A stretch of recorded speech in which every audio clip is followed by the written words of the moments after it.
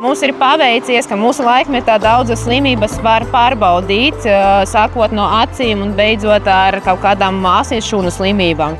Man kā audzētājiem tas ir ļoti svarīgi. Ja mēs to pārbaudam, veicam regulāri visiem kaķiem pirms pārošanas, tad mums dzimst veseli pēcnācēji, tad mēs izskaujam to slimību jau no saknes, ja mēs to darām.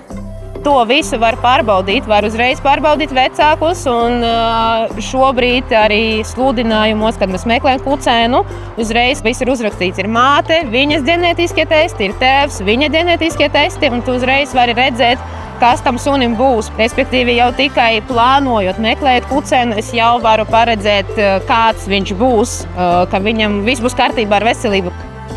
Genētiskais tests mums ļauj saprast, vai dzīvnieks ir nesētājs, vai viņš ir ģenētiski tīrs, vai viņš ir ģenētiski skars.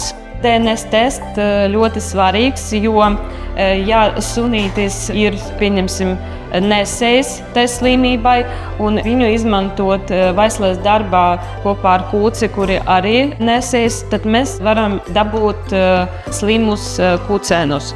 Ja neveic tās pārbaudes, tad ir vienmēr risks par to, ka tu domā par to, ir problēmas kaķim vai nav problēmas, jo kaķim tas sirds problēmas var būt pēkšņas arī notikt. Un ja mēs esam veikuši tos testus, protams, mēs izslēdzam jau sākotnējo to versiju, kad mēs varam būt jau mierīgāki. Tu vari uztaisīt testu un izvairīties no tā, ka tev ir slims dzīvnieks, kurš cieš no sāpēm, un saimnieks, kas cieš no stresa un finansiāliem izdevumiem. Ģenētiskie testi var mums arī palīdzēt saprast, pirmkārt, kādā krāsā īstenība ir mūsu suns, jo nevienmēr tas sakrīt ar to, ko mēs redzam.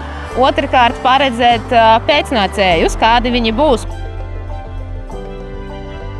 Ir divi veidi, kā var veikt ģenētiskos testus. Var veikt ar ārsta starpniecību, var veikt paši mājās.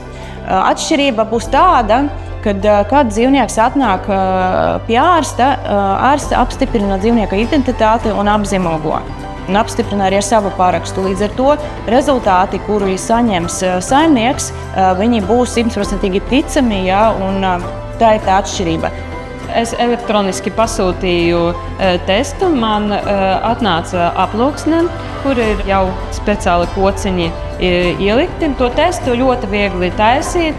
Mēs atvedam sunītu uz veterināru kliniku, noliekam uz galdiņa, paņēmam ar kociņu ciekala paraugu.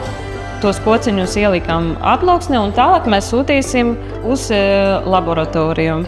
Un tad pēc tam man atnāks atbildē, vai suns ir tīrs. Mēs vienkārši ar otiņu birstīti tādu paņemam, paberžam gļotādu mutē iekšā smaganās, un tas neko neizraisa kaķim. Tas ātri un minūtes 2 laikā to veikt. Ģenētiskos testu veikšana ir ļoti vienkārša. Viņa nav dārga, un to var veikt Vetgens šeit Latvijā.